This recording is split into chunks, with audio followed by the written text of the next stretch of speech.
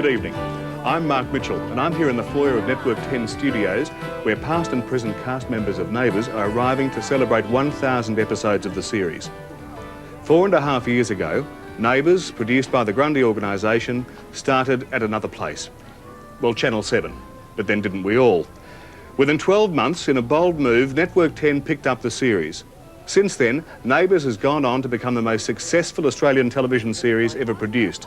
It continually dominates all the major awards and the ratings.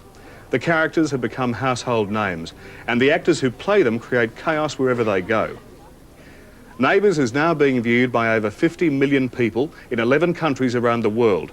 It's the #1 rating series in Britain and the Netherlands. This program is a tribute to Neighbours as they celebrate 1,000 episodes. That's 500 hours of television, or 30,000 minutes. Or, if you like, that's 207 times that Mrs. Mangles has stuck her nose into other people's business. 111 times that Scott and Charlene have had words, and 583 times that Henry Ramsay has fallen into the pool. So for those of you that have missed some of those moments over the 4.5 years, or would like to relive them, here's the story so far.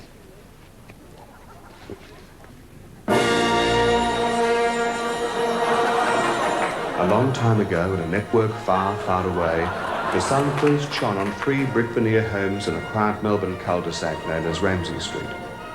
In those far-off days, Des was almost a monk, Shane was already a hunk, and Scott was a bit of a punk. Lo and behold, when the show switches channels, Scott goes from punk to spunk and meets Charlene, who's also a spunk, and an occasional drunk. And Max is the first to go to Brisbane. Eileen gets drugged, Madge gets mugged, Shane gets locked up, and Zoe gets knocked up. Des gets stood up when Daphne gets held up and doesn't turn up to the nuptials. Helen gets fond and forms a bond, but we all could have told her she was being conned. Des gives Daphne another crack, but when he hits the sack, he ricks his back. Zoe loses the baby and decides to move on. There are the usual Brisbane rumours. Charlene and Jane get heavily into sports, motivated by the sight of what a capper's shorts. Ruth gets ripped off while Scott and Mark get stripped off. Shane is bitten, Madge is smitten. Now Des gets mugged, but thanks to Henry, the mug is slugged. Jane starts to blossom, Mrs. Mangle stirs the possum. Ruth gets found out, Jane gets turned out, and Molly gets drowned out. Scott gets kissed, and Charlene gets really miffed. Paul parks it, Henry larks it, and Daphne carks it. Charlene comes to the conclusion that life with Scott isn't all peaches and cream and is helplessly sucked into the Brisbane Triangle. Harold wakes up, Nick shows up, Joe blows up, and Mrs. Mangle, though totally stitched up, gets totally hitched up. Madge goes to Brisbane, but comes back. Mrs. Mangle goes to England, and doesn't. And Gail goes to LA, which is like Brisbane with movie stars. Jenny goes to a rehabilitation centre, which is like Brisbane with night nurses. Poppy goes to Greece, which is like Brisbane with moussaka. Nolene goes to Darwin, which is like Brisbane with crocodiles, and Scott has no option but to go to Brisbane.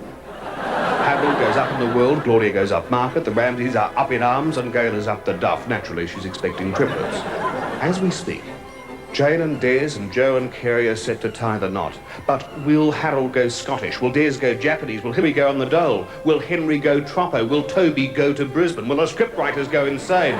Stay watching as the next 1,000 thrill-packed episodes of Neighbours unfold to reveal the answers to these questions and more.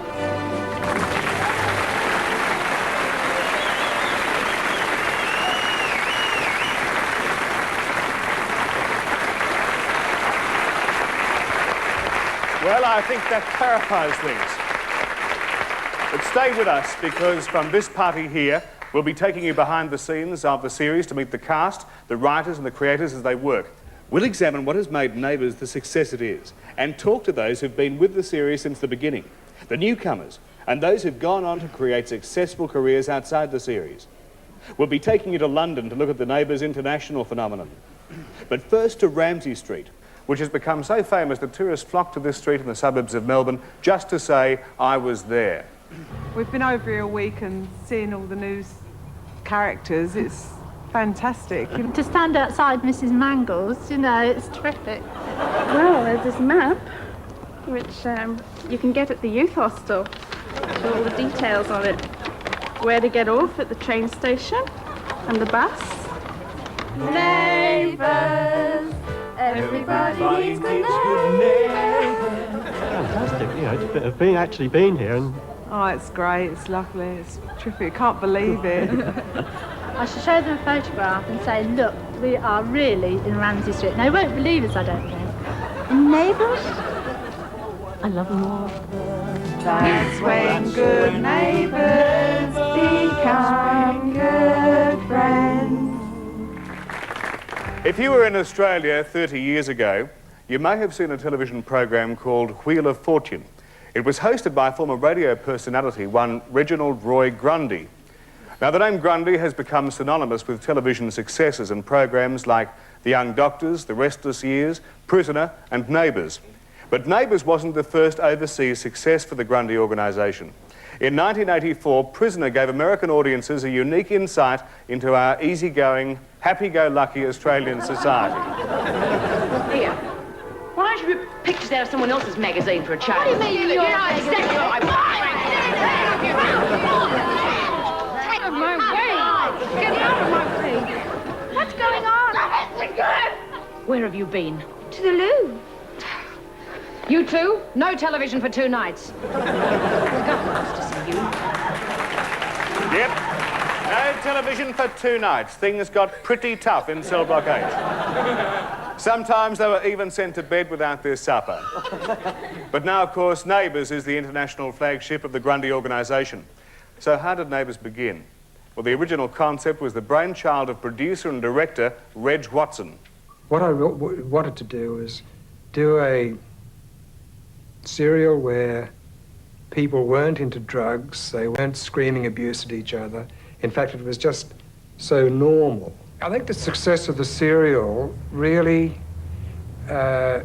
hinges on viewer identification, the fact that people sit down and look at the serial and say, yes, that's the way it could be in our family, or that's the way it is in our family, or the people next door have had that problem, or whatever, but at least they identify with it. And also, you see, Neighbours, again, can run for years and years and years. You know, we can have grandson of Henry. There's no reason why not. And because the situations just generate themselves.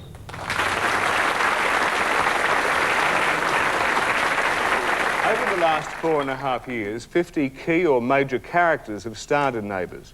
Today, 4 original cast members are still with the series. One of them, Anne Haddie, featured not only in the first episode, but the first scene. She's here tonight with fellow original cast member, Stephen Dennis.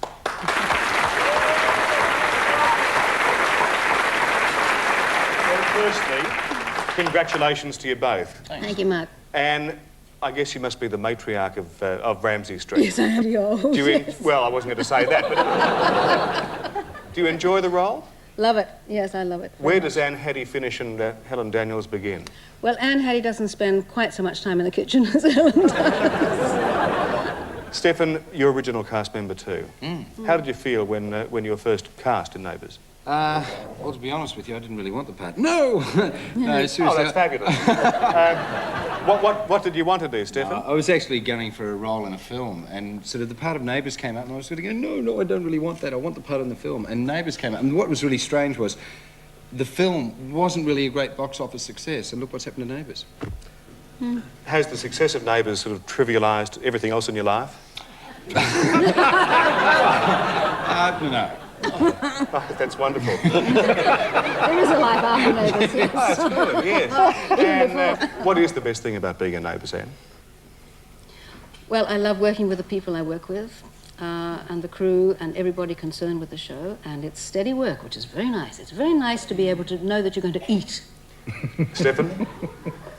I've got to say everything about it, and of course one of the good things is the fact that I started off with a very, very close cast right from the very beginning, and I was amazed to find myself working with old veterans like Anne Haddie. A little less of the old, thank you very much. Congratulations, you're both now part of Neighbours history. Thank you. Thanks a lot. Anne Haddie and Stephen Dennis. Actually, I'll let you into a secret here. This isn't a history book of Neighbours, it's actually an A to K telephone book and a fancy cover. In other words, it's a prop. In Neighbours, a prop might be anything from a wing nut to a wedding ring. And of course, in any drama series, one of the most commonly used props is this one. You, Zoe? What is it? Didn't say. The man. Hello? Hello? Hello. Hello. Hello? Hello. Hello? Hello. Hello? Hello. Hello? Hello? Who's there? Helen Daniel speaking. Daniels Corporation. Bob Gibbons. Jim Robinson. It's Harold Bishop here. It's Mike here. Hello, Des Clark's. G'day, Mum. Look, would you say something, please? I live in Ramsey Street. Yeah, well, I sort of figured that out for myself. Are you sure about that? I don't seem to remember. I haven't checked, I'm sorry. Don't worry, he has no idea. Will you speak English, please? I love you. Oh, thank goodness. Could even be gastric. Hell. Ross, they've been complaining about that for months. What if he's run off with it? Oh, I see. Listen here. Yeah, I've had enough, so just rack off. Well, thank you for being so understanding. Goodbye. Bye. Bye-bye. Bye. All right, bye. Bye-bye. Bye. Bye. Bye. Bye. It's me again, Clive. Don't hang up, please.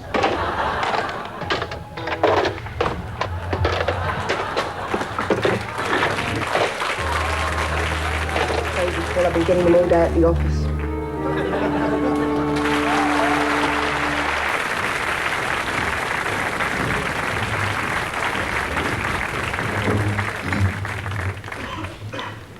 Mr. Grundy, my fellow showfolk, thank you for your most kind welcome and for your most generous gift. Your most generous gift. The gold logie for best Christmas message by a reigning monarch. Much has changed in the many years since Prince Philip and I first came to the Antipodes over 30 years ago.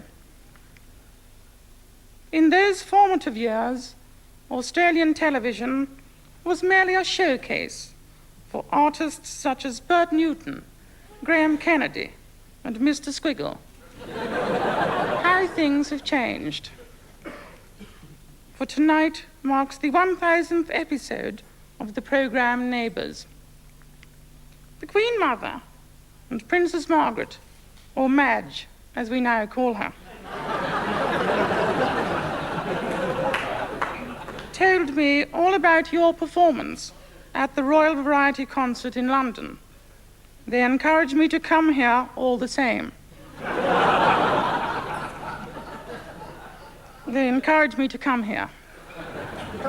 All the same faces that we have come to know and appreciate from the series are here tonight, save for dear Mrs. Mangle, who has moved to Britain and paradoxically at this moment is opening Parliament.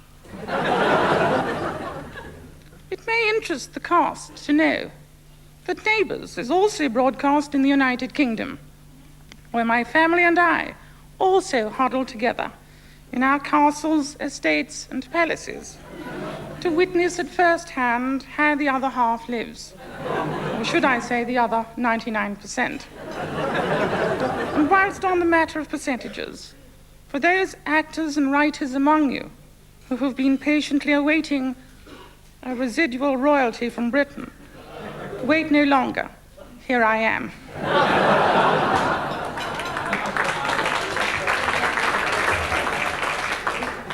And so it is with much pleasure that I congratulate all those concerned on the broadcasting of the 1000th episode of Neighbours. May God bless you all.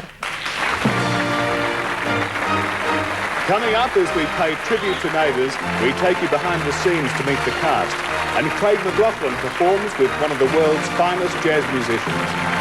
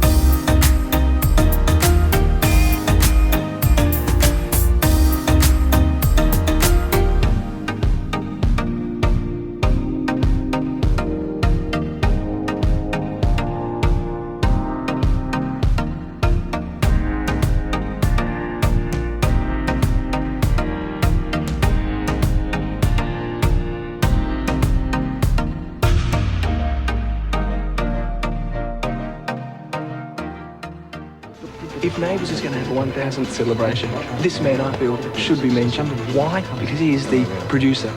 It is a very, very difficult job. I don't think people realise the amount of work that goes into making even just a half an hour's episode of Neighbours. I think the important thing is to try and bring together a lot of different elements. The overview, I suppose, would be that it has got to remain entertaining.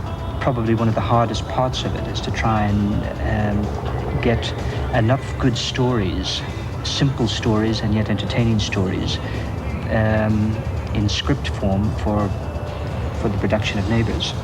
Couldn't say there's an actual formula that makes Neighbours work. I mean, not something that you could put down on paper as a list and say these are the things we must do to have a successful show. We always try to balance humour with the drama. We don't get dragged down into great tragedy. We always try to have a leavening of lightness, and I think the humour has a lot to do with the success.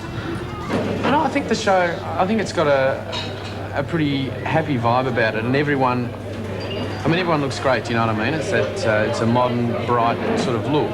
You know, you haven't sort of got dreary-looking people on the show and stuff like that, so I think that's fairly important. Neighbours being so popular for a start, for anyone starting out, it's such a magnificent opportunity, you know, like to get a start in a show that is so big here, but so big overseas as well. You know, you just couldn't ask for a better foot in the door. I just can't tell you how lucky I feel, because this time last year I was doing my HSC and I was at school, but I've wanted to be an actress since I was little, and so I've kind of grown up and gone out of school, and suddenly I'm an actress and I'm doing what everyone would want to do, and I can't think of a show in Australia that's a better opportunity for an actress to start on than this show. Now, I don't believe there is a particular Neighbours look, because we do have a good cross-section of people. In fact, with the different males, I think, in the sexuality side of things, which is very important. We have a good cross-section of different male types, because not every female is attracted to one particular type of male. Same with the guys.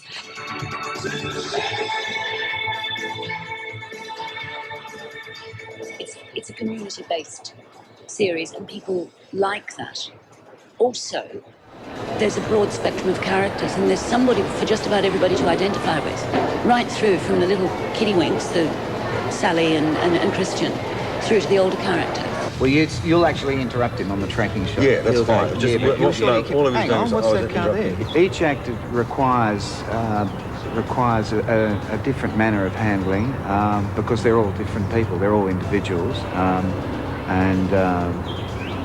some of them might be funny, some of them might have a sense of humour, and some of them may be nervous, and they just require you to adapt to that, adapt to their individuality in order to make them comfortable in presenting a story. I mean, I think that's really important. That's the only reason I'd do any job, is to have a good time. And there's a good mob out here, you know, like if you're working with a crew that you never see on television, you know, but they're your workmates all day and every day. So it's got to be fun, because it's one of the maddest jobs to do, this television business. So, and it's a bit of a factory because we're pumping it out. Sometimes there's the occasional scene that'll come up where it's scripted Kerry Bishop, Sky Bishop, bouncer. And you think, oh, okay, that's fine, you know, and it's 5 pages long. And it's just talking to kids and dogs the whole time, and talking to dogs, you know, and saying things like, "Now don't look at me like that. You've been a bad dog." You think, what am I doing? What the hell am I doing? Yeah, of course, it is just a job, in the sense that you're working, but you still give it 100% like any other job, I suppose, but you're still human beings, sort of, working. In fact, I don't think of it as a job, mainly because I decided when I was 28 that I didn't want to work again, so this is not a job, this is just play. And of course all the people become family, and we have the same things that family have. We have a lot of emotion involved, we care a lot about each other, and laugh a lot, cry a lot.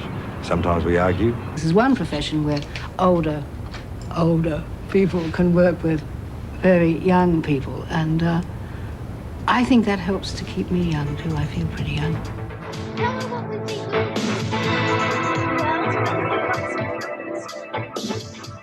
we have an idea what the audience enjoys, and we learn very quickly what they dislike, because they tend to respond to the things that they are unhappy with.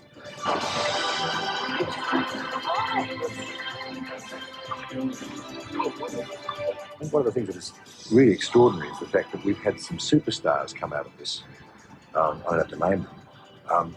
But even those people departing from the show hasn't caused the show any discomfort. It's carried on and the ratings have stayed there, the audience has stayed with us, and I think that's the thing that's extraordinary. It surprises all of us.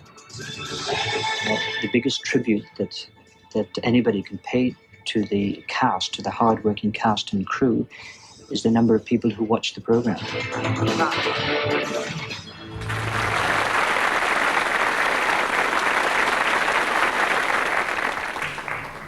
You know, making 2.5 hours of television every week is hard work. Excuse me. We hope you like the work we've done here on the set. Only sorry the tablecloths couldn't arrive in time. We had to use the drop sheets. Look, I've just been handed a note from security.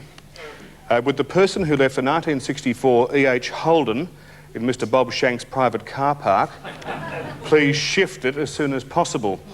We can't give you the registration number as both plates are missing. However, as the car is quite distinctive, it shouldn't be too hard to trace the owner. It's a two-tone sedan.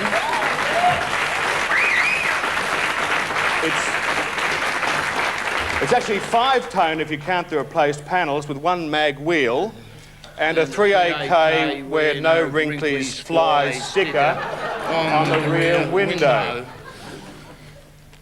Daddy's mine. Well, look, I'm sorry, you're going to have to shift your car and leave. Geez, there's lots of familiar faces around here. Yes. Isn't it that guy from that ad, you know, where he gets sweet nothing after his girlfriend leaves? What, down there? Yeah. No, that's Guy Pearce from Neighbours. Oh. Don't you watch Neighbours? I watch them sometimes through the fence, but I do not watch them, I don't perv at them when they are sunbaking in the nutty. I don't do nothing like that. Neighbours, the television series I'm talking about. Oh, Neighbours! Yeah. Yes, well, most of the stars are here tonight. Look who is over there. Where? It is Daphne come back to life. That's Elaine Smith. Oh, that's a relief. It's amazing how much he looks like Daphne. Look, can you just move your car, please? Yeah, okay, but I do need a little bit of money just for petrol and maybe a pizza. There. Just go, will you, please? Well, it's the pizza looked after. Have you got any money for petrol? No, look, just go away. Please? Thanks. We'll be back in just a moment with Ramsay Street's Odd Couple and the British reaction to the Neighbours invasion. Hi, sorry I can't be with you tonight, but I'm here in London doing a video for my next single, Wouldn't Change a Thing. So congratulations on 1,000 episodes and have a great night. Surely one of the most unusual teamings on the show was Harold with Madge. Here's an art of the performers who portray the odd couple. Ian Smith and Anne Charleston, ladies and gentlemen. What do you think it is that makes a level-headed, good-looking woman like Madge attracted to fastidious, sort of sometimes silly Harold? $100 a week and all the props I can eat. Clever casting, yes. Is it the odd couple? Yes, I think so, yes. Chalk and cheese, it's always entertaining. Chalk and cheese is always entertaining. Well, it's certainly never boring. The writers seem to be working overtime to make sure that all of your scenes are power-packed. Mm. Most certainly, yes. We find things while we're on the set that we slip in. Right. Not in words, but in body action. Do you mind? No need for that. Chauffeur, you put a bunch of chauffeurs together and see what happens. Yes, perhaps we can come to that point later. Yes. But what's the worst situation that Madge has been forced into, Anne? Well, I sometimes feel that the storyliners and the writers are persecuting me. When it comes to wet acting, they sit in their little room Up in Sydney, well, you may laugh. They sit in this little room up in Sydney and say, there's wet acting, yeah, we'll give it to Anne Charleston. I've been under a fire hydrant, under a rain machine, and on one occasion I had to wade fully clothed into that bug-ridden lake out the back of Channel 10 that they call Lassiter's Lake. And when I saw it on camera, when I saw it on air, this wading into the lake was totally useless because you couldn't see that I was waist-deep in the water. And it was the middle of winter, and I was not very happy. Not very happy at all. In the middle of winter, there are and things he had still... to follow me in as yes, well. Yes. There are things still growing in that lake in the middle of winter. They still are. It's a culture lake, really. It's a very cultural lake. Oh, it's filthy. Ian, what's the worst, speaking of filth, what's the worst situation that Harold's had to contend with? You can't pick them, Mark. The morning after the wedding night, I think. Yes, that's right. Yes, that's correct. That's right, that was the only bed scene in Neighbours. So we'll get to that in a moment too. Yes. Look, I had spaghetti poured over me. I've been in the lake so many times. I've been knocked out. I've fallen down things. They seem to pick on fat, chubby little people to do nasty things. I hate them. You mentioned the bed scene. Yes. In fact, you had the dubious distinction of being in the only bed scene that's ever Why been seen on dubious? Well, it's the only one. Yes. Well, yes, it is. Why was that? Well, in Ramsay Street, very few of us have bedrooms. Yes. Well, they're not seen anyway.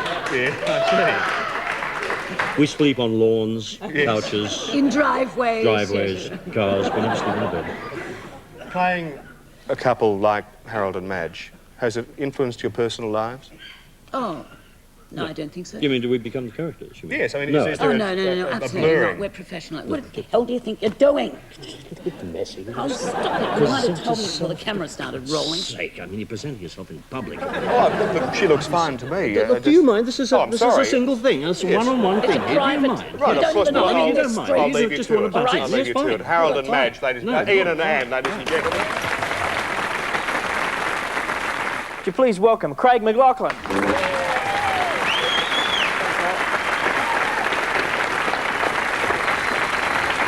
James, g'day. G'day, Craig.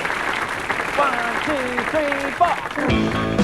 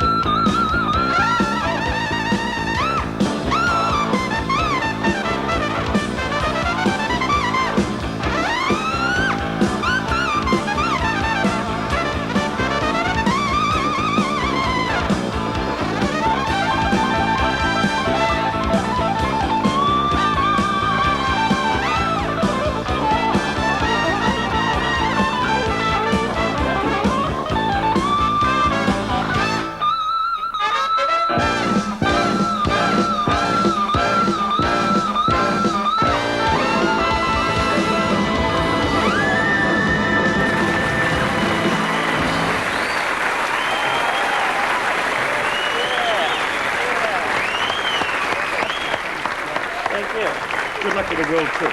Thanks very much. Craig? Mark. Great to see you. Nice to see you too. I bet you'd like to go on the tour with James. I'd love to, but Ramsay Street keeps me in Erinsborough. And you've got a band of your own. Yes, the fabulous Y-fronts. Catch them, folk. Craig, the character you play, Henry Ramsay, doesn't have a lot of luck with women, although he's personable and good-looking. Thank you, Mark. Oh, my pleasure. Here's my hand, here's my heart. Do you think you'll have any more luck now the series is being shown in France? You know, the language of love. Well, yeah, well, I don't see that it'd really make much difference. Well, let's have a look at this.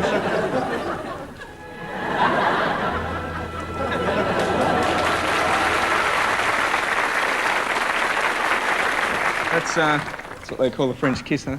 It must have really hurt. That. No, man, I enjoyed it. No, I mean the rolling down the stairs. Well, the ends justifies the means. How many relationships has Henry had, Craig? One almost. Was that the one? Yeah, Yes. Well, good luck with it, Craig. Thanks, mate. Craig McLaughlin, ladies and gentlemen. Henry and Bronwyn, Scott and Charlene, Madge and Harold, Joe and Kerry, Nell and John. The list goes on and on. It seems that most residents in Ramsay Street stick by the old adage, love thy neighbour. What I meant was, Daphne, will you marry me? Will you marry me? We might as well get married, huh? Will you marry me? Will you marry me? I'm asking you to marry me. You will marry me now, won't you? Marry me? You can take your ring and go jump in the lake. No! You don't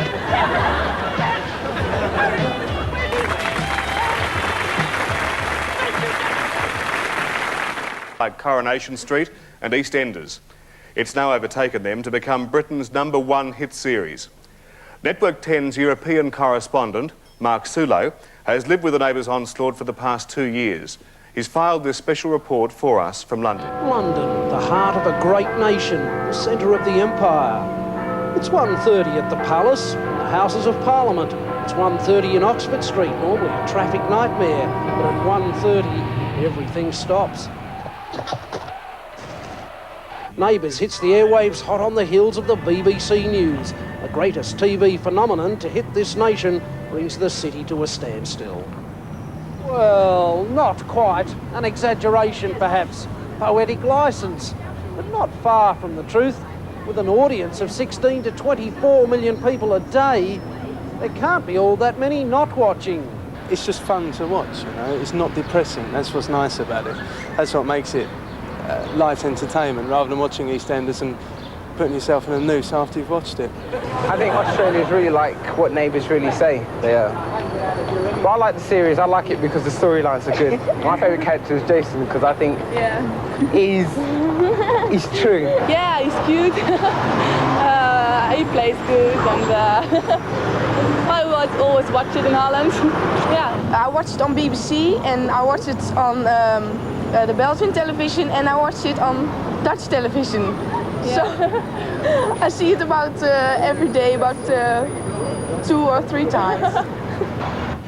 If the press knows why Neighbours hit Britain like a bombshell, it also knows that the show can't be ignored. November last year and the Neighbours crew have come to Britain on a royal command. The demands of the press, less regal, startling to the stars. Pretty overwhelming, actually. It's like downstairs before with the photographs. It was like, I've never been in anything like that before. The pandemonium continues at the Palladium Press here. The Queen Mother has asked them to come for the royal variety performance. They love the Queen Mum here. They love Neighbours almost as much. Neighbours should be there for one another. That's when good neighbours become good friends. And amongst the royals, Neighbours is more than just a nice treat. It's a daily dalliance.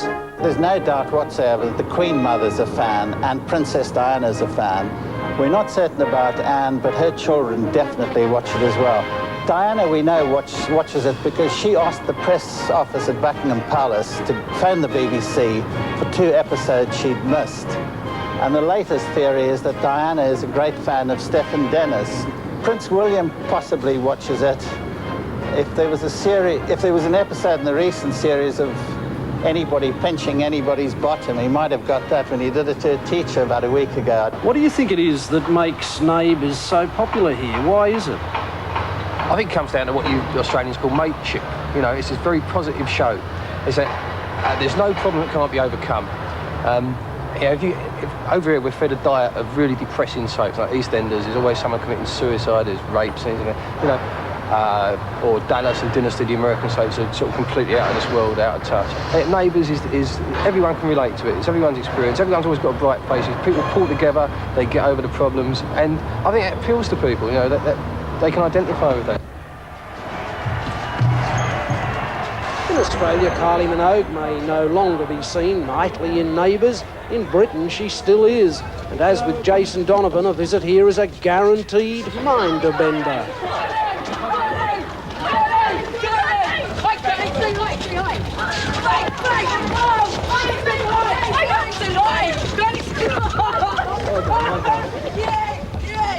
Kylie. Yeah! Hold on. She's got wonderful. I don't care what the papers say about her, but she's got a brilliant voice and she is really nice. Brilliant dress sense, brilliant taste. And she can act as well. We also ran a competition just before Christmas, and the tie-break was name a new wax figure from Madame Tussauds. Kylie Minogue really won with an outstanding number of votes in terms of suggestions from visitors. So what makes Neighbours great? What makes the British and European fans perhaps the most dedicated in the world? So say the psychologists, the same things that make Australia great. You know, we're seeing a decline in the serials like Dallas and Dynasty, and I think the reason is that affluence is now seen as being close to effluence. We no longer actually want to relate to the rotten rich. We like people who seem more like us. And the Australian good life and the ordinary people there, I think, capture a very strong feeling among the British. That's how they'd like to live their lives. I mean, they're good-looking people in the programme, but they're not so good-looking, so exceptional you feel you couldn't relate to them. Had the BBC known this from the outset, they might first have scheduled it later in the day. They quickly learned and placed Neighbours twice a day, at 5:32, this time into the BBC News, prime time and time 2 to knock off the commercial opposition. Well, possibly, but it was really the only place we could have put it, because we couldn't have put it on at 7 o'clock because we have Wogan on 3 nights a week and EastEnders on at 7:30, so you can't really have 2 soaps one after the other. It works very well. Audience figures have doubled and it's become possibly the most popular soap in Britain at the moment. But if it's damaged ITV News, and that's, I don't think we're too sorry about it. They're a long way behind in Britain, a long way to go before they catch the 1000th episode. The little Aussie soapie satisfies something within the nation that their own productions often can't. And it's no joke. If you're an Australian visiting London, brush up on Madge and Gail, Jim, Des and Jane, because you'll be asked 100 questions 1,000 different times. But never, never at 1:30 when we're watching, not working. I used to bunk off school actually to watch it, seriously. Mrs. Mango I can't stand, she's like my next door neighbour. Now there's a thief on the loose in a coffee shop over Neighbours.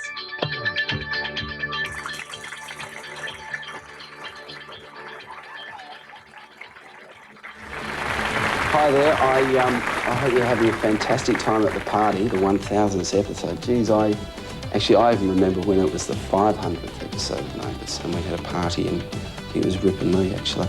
But I hope you're all having a good time. I miss everybody, and I mean it, because I suppose after working with the show for such a long period of time, get some very valuable friends, and all you guys out there, I guess, are included in that.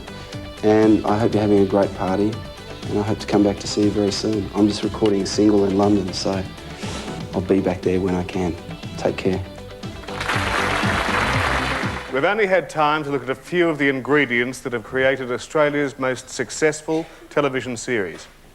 People have come up with many different reasons as to why Neighbours has taken off in the way it has. But to me, it seems that Neighbours is a living thing. It's an ongoing story about real people.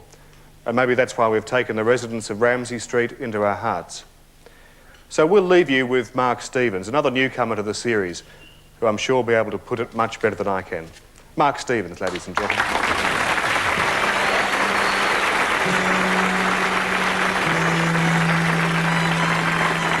That's what friends are for.